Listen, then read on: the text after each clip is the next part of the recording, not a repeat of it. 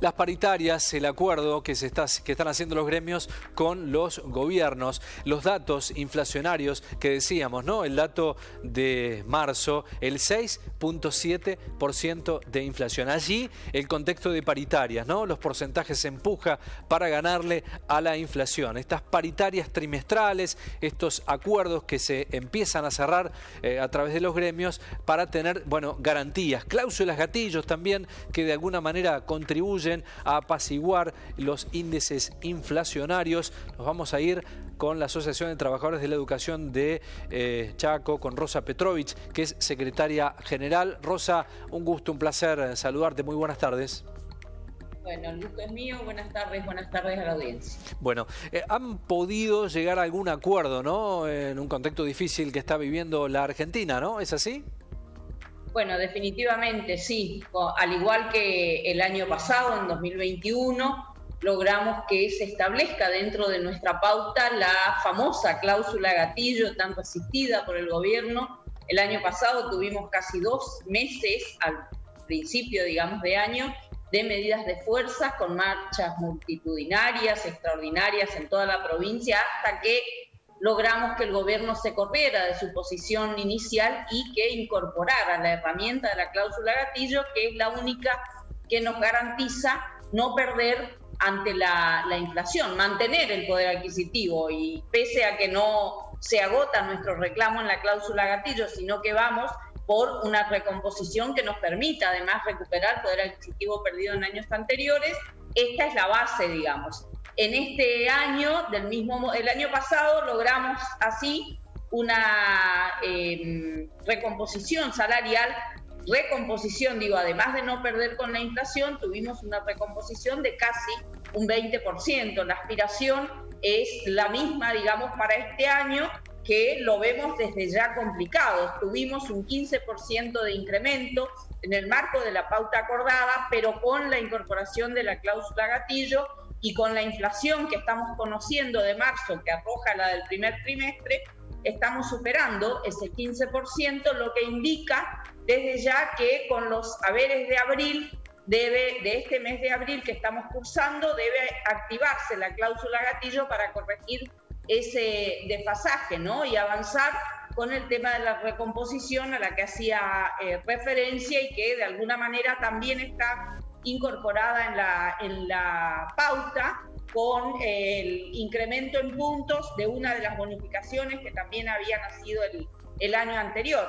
Pero realmente estamos muy comprimidos, digamos, socioeconómicamente hablando, con la situación que realmente es asfixiante, agobiante, ante esta inflación incesante que no da respiros, ¿no? Rosa, le iba a consultar respecto a los fondos del gobierno para, bueno, asumir esta responsabilidad de las cláusulas gatillo. ¿Qué han mencionado en la negociación? Bueno, definitivamente la resistencia del gobierno ha sido permanente, digamos, ¿no?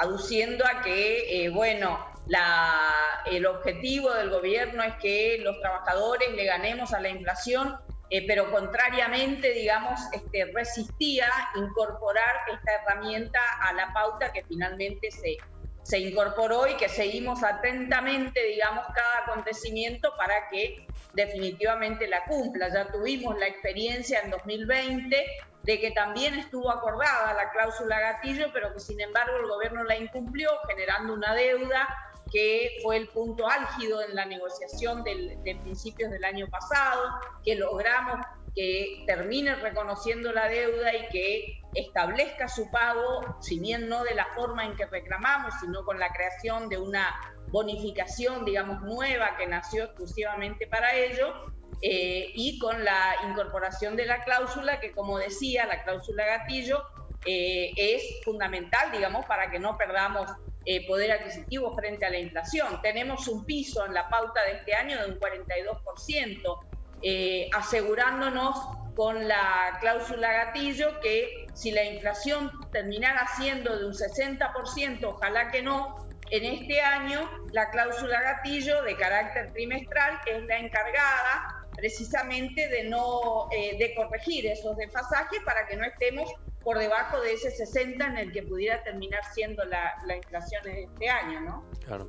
Todo parece no alcanzar, ¿no? Básicamente en la actividad cotidiana, en las compras que uno realiza, en comercio de cercanía, en supermercados. Parece que los números, lógicamente, son mucho más altos. ¿Qué hacer ante un contexto tan complejo, tan difícil que tiene la Argentina para seguir negociando? Porque toda pauta parece que queda corta, ¿no? Absolutamente, claramente. Mire, la inflación del NEA, que es la que se toma acá en nuestra provincia para la cláusula gatillo, la de marzo, terminamos de conocerla, de un 7,2%, la más alta, la segunda más alta del país. Esa es la situación que tenemos, sumamente crítica, muy preocupante y lógicamente, digamos, durmiendo con los ojos abiertos para que el gobierno cumpla con la aplicación trimestral de la cláusula gatillo, que va a tener que cumplirla ahora con los haberes del mes de abril, que son los próximos a percibirse, para corregir el desfasaje que ya tenemos con ese 15% que percibimos en marzo para el primer trimestre, digamos, con la inflación que acabamos de conocer y que arroja la de este trimestre. Ante contextos de estas características, ¿cómo trabajan desde el gremio? Me imagino de forma mucho más intensa, con reuniones más continuas, ¿no? Sí, nosotros estamos en estado de asamblea permanente, digamos, ¿no? Y bueno, ahora claramente el punto de inflexión respecto de las acciones gremiales y que pueden desembocar en nuevas medidas de fuerza tiene que ver con el cumplimiento que haga el gobierno y que aguardamos que la haga de la aplicación de la cláusula gatillo con los saberes del mes de abril. Si no, se desatará el conflicto como pasó en tantas oportunidades ante el incumplimiento del gobierno, digamos, de no llegar a liquidar la cláusula gatillo con este sueldo del mes de abril, ¿no? Sí, porque muchas veces pensaba Rosa mientras usted hablaba respecto a estos compromisos, estos arreglos que se terminan firmando, se hacen, pero después lógicamente, claro, en el compromiso concreto, ante una inflación galopante, la coparticipación provincial, la distribución de fondos a las provincias que por ahí no llegan en tiempo y en forma, digo, siempre termina todo en una espiral que termina complicando los gremios, ¿no? Absolutamente. Nosotros aguardamos que el gobierno cumpla como ha cumplido en el año 2021 y que la verdad ha sido un respiro importante. Siempre es, insuficiente todo en este contexto de crisis tremenda, pero el año pasado logramos que se reconozca y se pague la deuda del anteúltimo año, que se establezca una pauta con la incorporación de la cláusula gatillo, que se cumpla trimestralmente con esa cláusula como se cumplió y finalmente tuvimos un incremento, y todo dirigido por supuesto al sueldo en blanco, ¿no? Al valor del punto. Nosotros ni siquiera admitimos los montos en negro en la discusión salarial, digo. No los debatimos directamente, no los admitimos. El gobierno ha intentado establecer sumas fijas en carácter de presentismo, en carácter de otros rubros que ni siquiera los consideramos.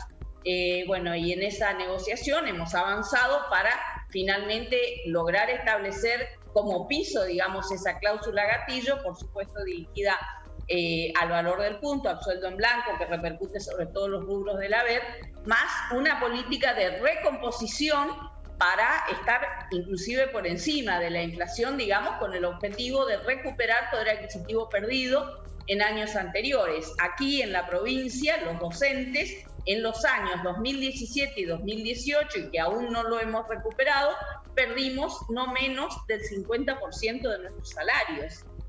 Y decididamente es un deber del Estado recomponerlos y, digamos, devolver esa confiscación que en algún momento nos ha hecho con pautas salariales de pobreza, falta de actualización, ausencia absoluta de cláusula gatillo y de todo esto que defendemos a diario, digamos, para proteger nuestros salarios frente a esta inflación incesante, ¿no?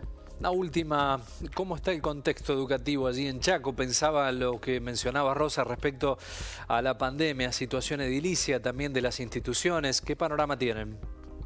Bueno, la verdad que la situación es sumamente crítica porque, digamos, como producto de la desinversión de años, del Estado a esta parte en materia educativa, infraestructura edilicia y todo lo que tiene que ver, digamos, con garantizar las condiciones dignas de trabajo y estudio, con docentes que estamos por debajo de la línea de pobreza en un enorme porcentaje, ni que hablar hoy en este contexto en el que Nación arroja, digamos, una iniciativa, casi una decisión prácticamente unilateral para establecer una extensión de jornada o una jornada extendida, como quiera llamarse, que si bien existe en la Ley de Educación Nacional, digamos, que está vigente, hay que prever lo necesario, digamos, que tiene que ver con partir del presupuesto adecuado y suficiente para garantizar en principio el mayor salario por esa mayor carga horaria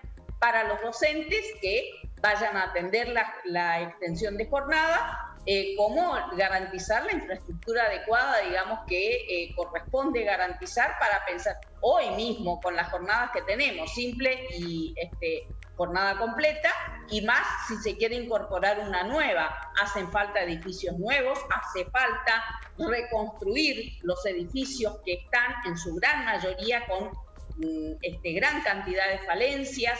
Nosotros en la provincia tenemos escuelas que no tienen agua potable y numerosas, digamos, ¿no? Ni qué hablar de condiciones en todos los órdenes. La verdad que es una situación sumamente compleja y todo lo que se anuncia y todo lo que se hace claramente no alcanza, porque esto no es que, hace 2 años o porque la pandemia, esto es una situación generada ya desde la prepandemia, podemos decir, y producto de esto que digo, ¿no? De esta desinversión permanente en materia educativa. Totalmente.